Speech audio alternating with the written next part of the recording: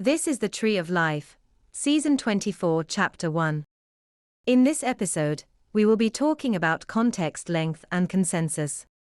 To begin, each term or phrase associated with a particular experience, describing these supraspatial edges, has a lifetime.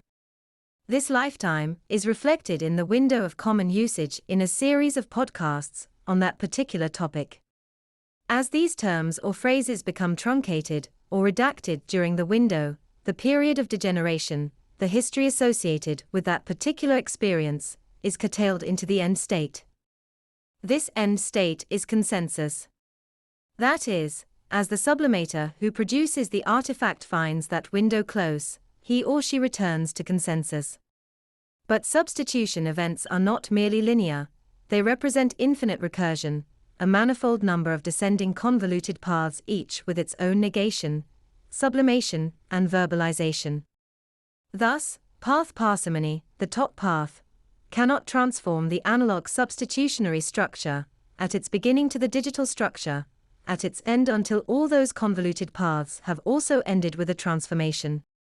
We see that the verbalization represented by each term of phrase within these podcasts, preserving nuance in its particularity, is a sequence of word associations, which become exclusionary as the meaning crystallizes, that is, when it reaches consensus.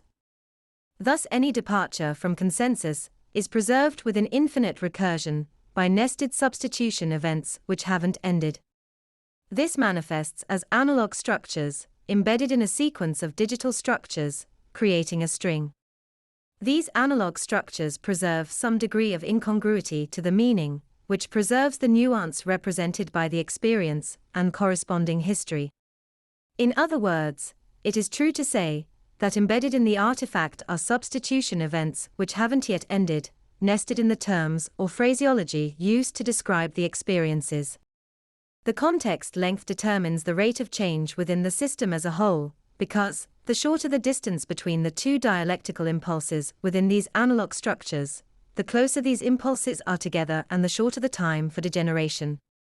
Thus, we understand that the degeneration represented by these nested substitution events within infinite recursion to be a dialectical process, reflective of the negation represented by each descending path flowing from the one above.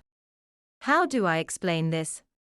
Since each descending convoluted path is derivative of the one above, a consequence of the pre-existing negation in all the paths above, we see that the distance between the two contextually dialectical impulses within each analog substitutionary structure is less as it descends.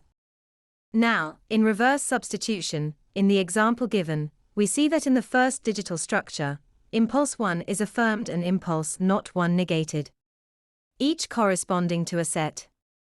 In the analog transitionary structure, impulse 2 is affirmed and impulse 1 negated. And in the final digital structure, impulse 2 is affirmed and impulse not 2 negated, both corresponding to a set. We saw in preference shifting that the particular sets can be represented by classes of choices on some digital medium like a streaming service. So we see that to the extent that attention can be directed to these sets using cues and other markers, the medium plays a role in determining the context length.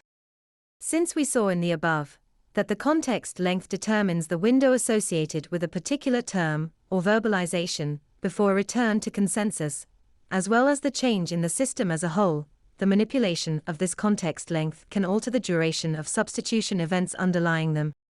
Furthermore, once you can determine the context length associated with given sets, you can synchronize these windows to manipulate affirmation between subjects using digital media and otherwise.